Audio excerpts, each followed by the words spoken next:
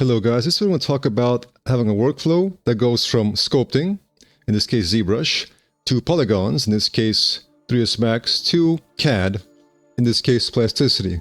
But you can go ahead and use your preferred software. So for example, for sculpting, go ahead and use Mudbox or 3D Coat or anything else, or even Blender. For the polygon, you can of course use Blender, Cinema 4D, other ones. And for CAD, you can use Fusion 360, Plasticity, and whatever else is out there. But for me, I like to use ZBrush. I am getting more into 3D Code, guys. I'm going to have more 3D Code tutorials as I get more comfortable with 3D Code and learn more, become more comfortable with the hotkeys and the workflow. But for now, I'm still using ZBrush for the sculpting. So why would you want to use this workflow? I mean, there's lots of things you can do with it. In this video, I'll show you one. So what's good about this is that I can use the powers of each one. So for example, what I like to do in ZBrush is I like to go ahead and quickly experiment with forms. So I can go in here and use the move brush here and the redynamesh and quickly experiment with form and things like that. And I can use H-polish to quickly polish things up. So I'm working right now, on new course and tutorials. I've got this kind of crab creature that's kind of like, contract into various forms.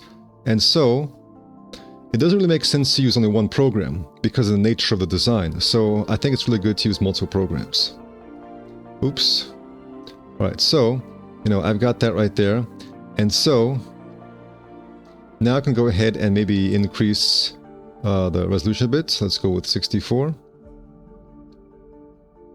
And now I can go ahead and H-polish this more. And, do a little bit of a polish as well here. And I can do a little bit of, if let's say I want to have something collapsible, like I want to have some sort of arms or legs kind of come out of here and be able to be hidden here, right?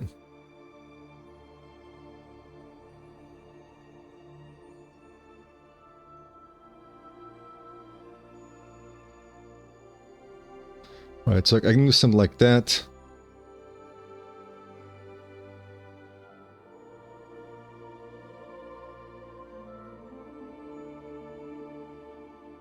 All right, so let's say I've got this. And so that is pretty much, of course, I'm going to spend more time in ZBrush, guys. But let's say that's what I'm here for ZBrush. I'm here to kind of work out some basic shapes. And now I can take this into Polygon program. Now, of course, guys, you can stay in ZBrush if you're comfortable with it. It's just for me, I have more experience with 3ds Max. So that's why I prefer to do Retopology and things like that in 3ds Max. But I can also do Retopology, for example, in 3D Cult or other programs. All right, guys. So let's say I've got that. And I will now go ahead and export this. Clicking on export, choosing the folder and name. Now, of course, if you have a very complex, dense mesh, guys, feel free to decimate this. If you guys are enjoying this video, be sure to check out the description where I have links to more advanced courses such as on sci-fi design, futuristic vehicles, furniture, and more comprehensive advanced courses. All right, guys, so I've got this. Check out the previous video where I'll show you how you can use a really cool decimation technique. But here I'll just use good old Retopology. I'll go ahead and let's say detach a single object, clone as object, or you can just create a plane, for example, that works too. Apply it to poly, go ahead into freeform, switch this, surface, pick this surface, increase offset, and begin some basic retopology using step build.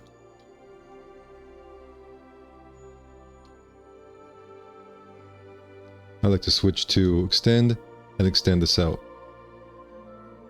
Now, in 3ds Max, we can go ahead and create some basic animation, which we can then easily work with plasticity as well.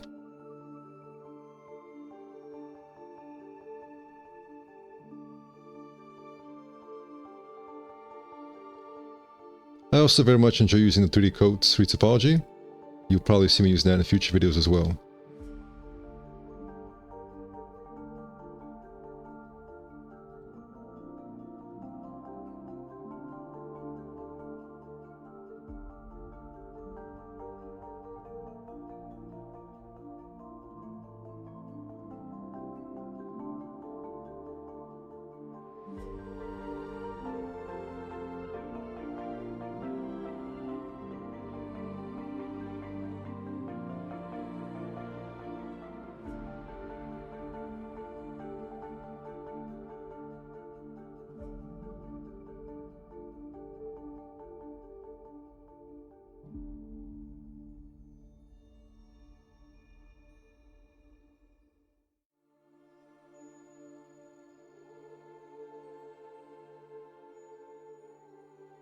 right?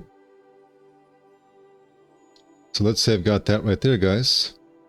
And now I can go ahead and apply, let's say, shell, and then a quick turbo smooth.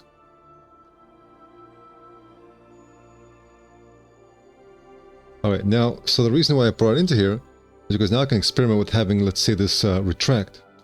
Let's create a little cylinder.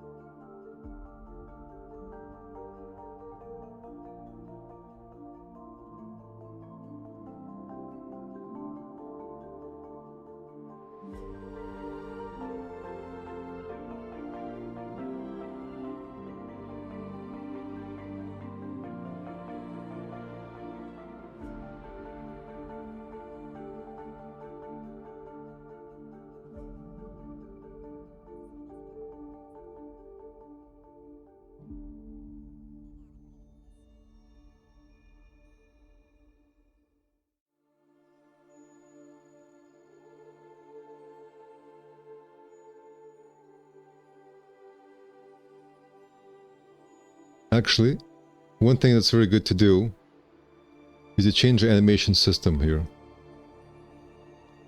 So for the controller,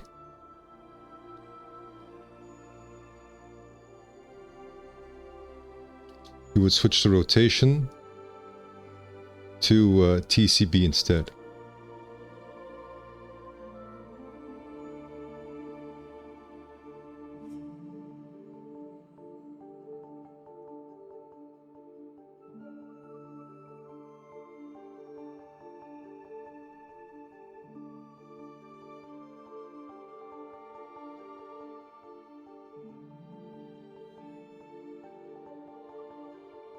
And now, just like that, you can have some basic animation happening here.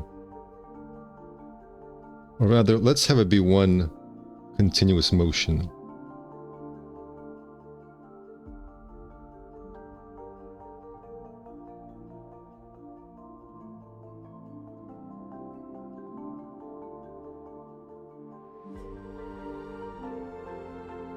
Right, something like that.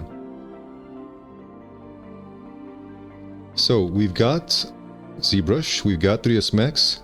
Now we take into Plasticity for detailing. So I'm just going to go ahead and apply a tessellate to make it a little bit more angular. And I'm going to go ahead and take this into Plasticity. So I'm saying if I want this or if I want this.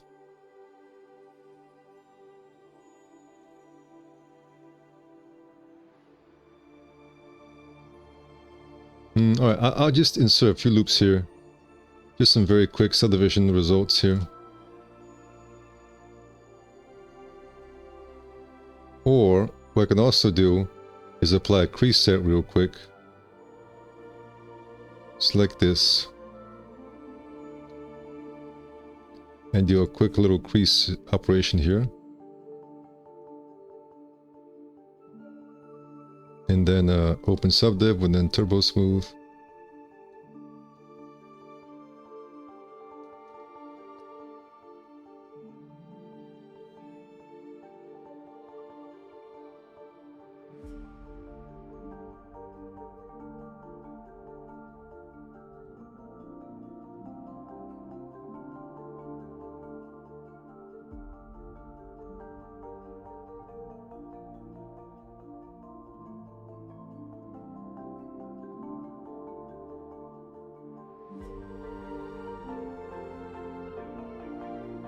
Alright, I like that. And so I'm going to go ahead and export. Here's the thing, guys. You can't export creases. So whatever OpenSubdiv does, it needs to be doing right here. You can't like export this and expect Plasticity to know what to do here. So I'm going to go ahead and export this right here. We don't need the turbo smooth because Plasticity will smooth it out, but we do need this right here. So I'm going to go ahead and export this like this right here, guys.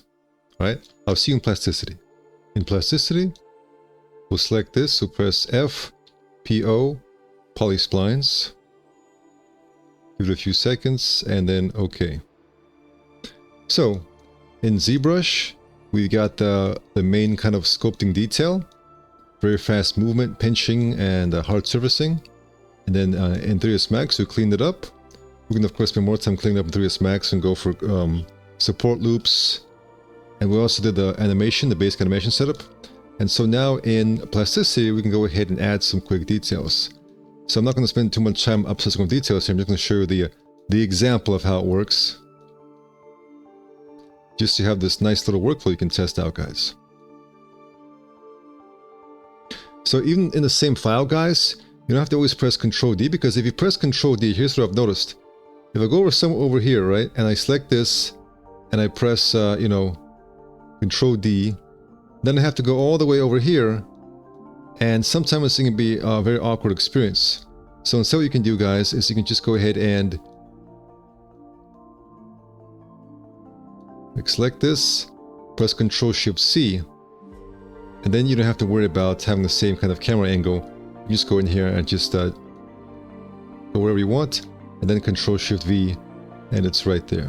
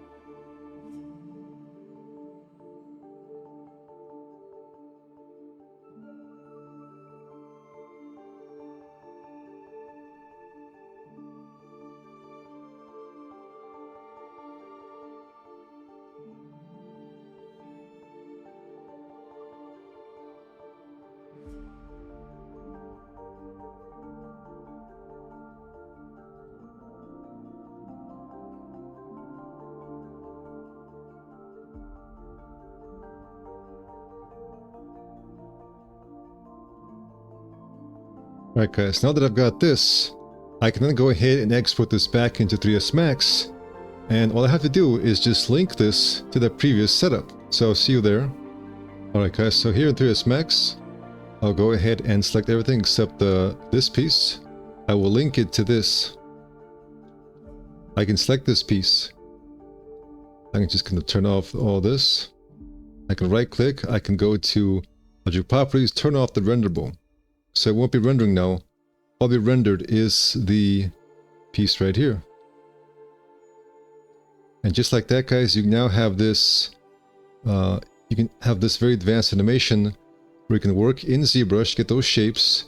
Then 3ds Max handles the animation, rigging, and Plasticity handles all the details.